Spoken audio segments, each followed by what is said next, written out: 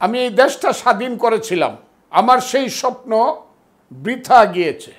আমার স্বপ্নের বাংলাদেশ আজকের বাংলাদেশ নয়। কাজে আমি দুঃখ ভারাক্রান্ত মন নিয়ে আজকে অনেকগুলো কথা বলতে চাই, জীবনের রিস্ক নিয়ে। আমি কথা বলার পরে আমার উপরে অনেক অত্যাচার ও বিচার নেমে আসতে পারে, তারপরে কথাগুলো আমি বলে যাব। আমার সম্মানিত দেশবাসী, ভাই ও বোনেরা, আসসালামু আলাইকুম। দেশ যখন আজ অন্ধকারে ডুবে গেছে, গভীর অন্ধকারের পরে সূর্য কখন উঠবে যখন নিশ্চিত হতে পারছি না, আমার জীবনের শেষ লগ্নে এসে কোনো দল নয়, কোনো কমিউনিটি নয়, এদেশের একজন মানুষ হিসাবে, একজন মুক্তিযোদ্ধা হিসাবে, একজন সচেতন নাগরিক হিসাবে আজকের এই অন্ধকার বাংলাদেশে আমি কিছু কথা বলতে চাই। 1957 সনে জানুয়ারি মাসে তৎকালীন পূর্ব পাকিস্তান আওয়ামী লীগের সভাপতি মৌলানা আব্দুল হামিদ খান ভাসানী দলের বিশেষ কাউন্সিল আহ্বান করেছিল টাঙ্গাইলের কাকমারিতে, যাকে বলা হয় বিখ্যাত কাকমারি সম্মেলন। এবং সারা দেশ বুঝতে পেরেছিল সরকারি দল আওয়ামী লীগ ভেঙে যাচ্ছে, ভাগ হয়ে যাচ্ছে। মৌলানা ভাসানীকে তখন পাকিস্তানের বিখ্যাত পত্রিকা ডনের সম্পাদক জিজ্ঞাসা করেছিলেন, আপনি হলেন আওয়ামী লীগের সভাপতি, আপনি হলেন পাকিস্তানের এখন সবচেয়ে জনপ্রিয় জননেতা, ইচ্ছা করলে আওয়ামী লীগের আপনি পূর্ব পাকিস্তানের মুখ্যমন্ত্রী আতাউর রহমান খান আছে, তাকে বাদ দিয়ে আপনি হতে পারেন, এমনকি পাকিস্তানের প্রধানমন্ত্রীর জন্য আপনি কন্টেস্ট করতে পারেন, তারপরে আপনি দলটি ভাঙছেন কেন? মৌলানা ভাসানী বললেন, আমি দল ভাঙছি না, কিন্তু আমার এখন বয়স হয়েছে, আমি প্রধানমন্ত্রী হতে চাই না, সভাপতিও হতে চাই না, মুখ্যমন্ত্রী হতে চাই না, আমি সত্যের সন্ধানে চলতে চাই, সত্য কথা বলতে চাই। উনি বললেন, আমার বয়স 70-এর চেয়ে বেশি হয়ে গেছে, কাজে এখন আমার জীবন কবরের পাশে দাঁড়িয়ে আছে, আমি সত্য কথাগুলো বলে যাব। সেই মৌলানা ভাসানী ইতিহাসে বিচার করবে, কাকমারি সম্মেলনের নেপ নামে একটি রাজনৈতিক দল করেছিলেন এবং সারা জীবন কোনো পদ পদবি না নিয়ে, মন্ত্রী প্রধানমন্ত্রী না হয়ে তিনি সারা জীবন সত্য কথা বলে গিয়েছেন। আমি আজকে এই কথাটি বলতে চাই। 57 সনে মৌলানা ভাসানী 70 ঊর্ধ্ব বয়স ছিল, এখন আমার বয়স 77 বছর। আগামী 3রা অক্টোবর 24 সন আমি 77 বছরের মানুষ হব। 77 বছর বয়সে একজন মানুষ মৃত্যুবরণ করলে মানুষ মনে করে সঠিক সময়ে মৃত্যুবরণ করেছে। আমার সেই সময়টা এসে গেছে। কাজে বাংলাদেশে এখন যতদিন বাঁচব, দল মত নির্বিশেষে আমি কিছু সত্য কথা আমার মতো করে বলে যাব। এটা অন্যের কাছে পছন্দ নাও হতে পারে, আরেকজন আমার মতের বিরোধিতা করতে পারেন, তার মতের প্রতি আমার শ্রদ্ধা থাকবে। বাঙালি জাতির কোনো দেশ ছিল না কখনো। জাতিসত্তার প্রথম যে দেশ সৃষ্টি হলো সেটা 1971 সনে মুক্তিযুদ্ধের মাধ্যমে বাঙালি জাতির একটা রাষ্ট্র সৃষ্টি হলো। এবং আমি ভাগ্যবান, সেই সময় আমি ঢাকা বিশ্ববিদ্যালয়ে MA পড়তাম, আমি ছাত্রলীগ করতাম, ইকবাল হলে থাকতাম। সারা বাংলাদেশের রাজনৈতিক কর্মীদের মধ্যে সবচেয়ে গুরুত্বপূর্ণ রাজনৈতিক কাজগুলো যে কর্মীরা করত ইকবাল হলে থেকে, আমি সেই 116 নম্বর ইকবাল হল, জনাব শাহজাহান সিরাজ যে রুমে থাকতেন, জাতীয় 4 ছাত্রনেতার একটা, আমি সেই রুমের রুমমেট ছিলাম, যেখানে সিরাজুল আলম খান প্রায় সব সময় আসতেন। সেই সময়টাতে সেই মুক্তিযুদ্ধ, যে দেশ, যে স্বপ্ন নিয়ে আমি এই দেশটা স্বাধীন করেছিলাম, আমার সেই স্বপ্ন বৃথা গিয়েছে। আমার স্বপ্নের বাংলাদেশ আজকের বাংলাদেশ নয়।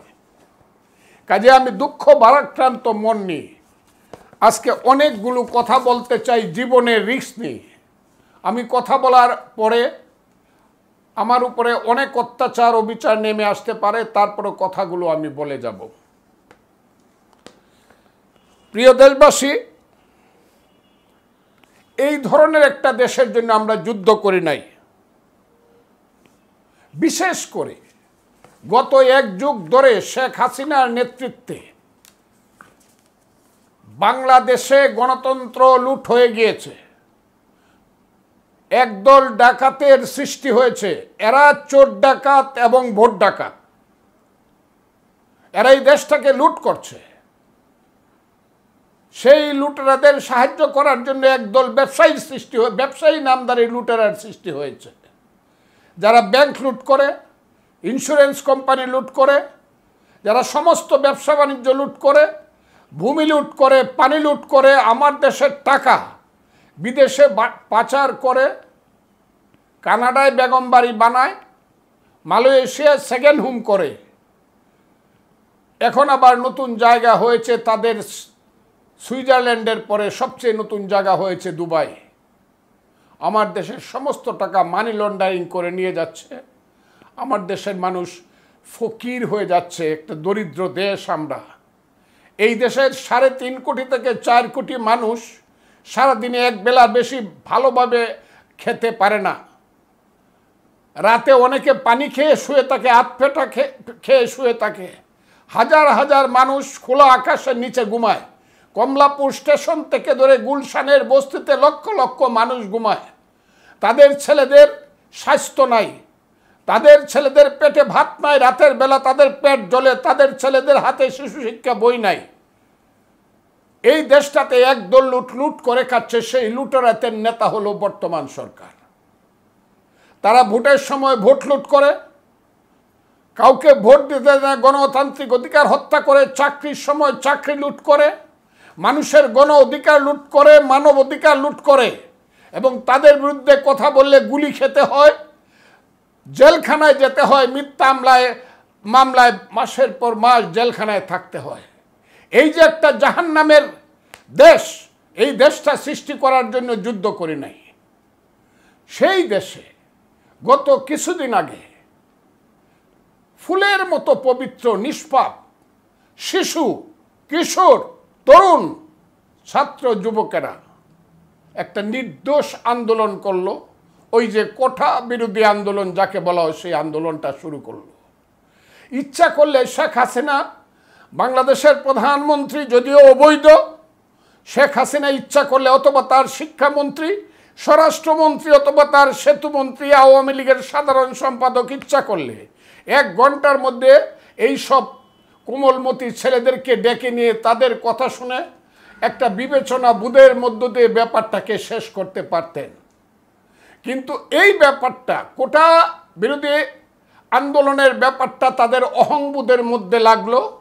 ছেলেরাই এমনকি হাজার হাজার পুলিশের বেষ্টনী ভেদ করে বাংলাদেশের সর্বোচ্চ পদে অধিষ্ঠিত মহামান্য রাষ্ট্রপতির কাছে গিয়ে পর্যন্ত স্মারকলিপি দিল। তারপরও সরকারের ঘুম ভাঙ্গে নাই। হঠাৎ করে বাংলাদেশের প্রধানমন্ত্রী এক রাতের বেলা বলে ফেললেন, যারা এই আন্দোলনটা করছে, কোঠা বিরোধী আন্দোলন করছে, আমি কি মুক্তিযোদ্ধার নাতি নাতনিদের জন্য করব, নাকি রাজাকারের নাতি নাতনিদের জন্য দেশটা সৃষ্টি হয়েছে? প্রধানমন্ত্রী এই কথা বলার পরে এদের বয়স কত? দে আর টিনএজার, ছাত্র ছাত্রী সমস্ত হল থেকে, সমস্ত স্কুল কলেজ থেকে রাত্র 1টা 2টা 3টার সময় বেরিয়ে গেল। তাদের মুখে স্লোগান আসলো। কি স্লোগান আসলো? তাদের মুখে স্লোগান আসলো, তুমি কে, আমি কে, রাজাকার রাজাকার। প্রধানমন্ত্রীর কথার প্রতিফলন। ঠিক এই স্লোগানটারই উত্তর হলো, কে বলেছে, কে বলেছে, স্বৈরাচার স্বৈরাচার। অর্থাৎ স্লোগানটা হলো, ফুল স্লোগানটা হলো, তুমি কে, আমি কে, রাজাকার। এই কথাটা বলেছে আমাদেরকে প্রধানমন্ত্রী। আবার এর উত্তর হলো কে বলেছে স্বৈরাচার স্বৈরাচার। আবার আরেকটা সুন্দর স্লোগান, চাইলাম অধিকার হইলাম রাজাকার। তাহলে এরা বলে নাই যে আমরা রাজাকার বলে আমরা আন্দোলন করছি না, এই কথাটাকে মিথ্যাভাবে অতিরঞ্জিত করে প্রধানমন্ত্রী সহ বাংলাদেশের সেতুমন্ত্রী, আওয়ামী লীগের সাধারণ সম্পাদক ওবায়দুল কাদের সহ সকল ছাত্রলীগেররা, যাদেরকে মানুষ বলে ডাকাত লীগ, দর্শন লীগ, যাদেরকে মানুষ বলে লুণ্ঠনকারী লীগ, আমার আজকে লজ্জা হয় ওই ছাত্রলীগের এক সময় আমি সভাপতি ছিলাম। এবং আওয়ামী লীগকে যারা রক্ষা করেছে, আওয়ামী লীগকে বলবো না, সরকারকে অনেকটা যারা নিঃশ্বাস ফেলার সময় দিয়েছে, আমি আজকে খুব সুস্পষ্টভাবে বলতে চাই, আমি সেই ছাত্রলীগের প্রেসিডেন্ট ছিলাম যে ছাত্রলীগে আমার সহকর্মী ছিল আজকের চিফ জাস্টিস সহ সুপ্রিম কোর্টের 3জন বিচারপতি। আজকের চিফ জাস্টিস জনাব ওবায়দুল হাসান, জনাব এনায়েতুর রহিম সহ আরও একজন আছেন, তারা ছিল আমার সহকর্মী আমি যে ছাত্রলীগের প্রেসিডেন্ট ছিলাম। আমি আজকে গৌরব করে বলছি, এরাই এই দেশটাকে রক্ষা করার জন্য একটা আদেশ দিয়েছে, একটা অর্ডার দিয়েছে।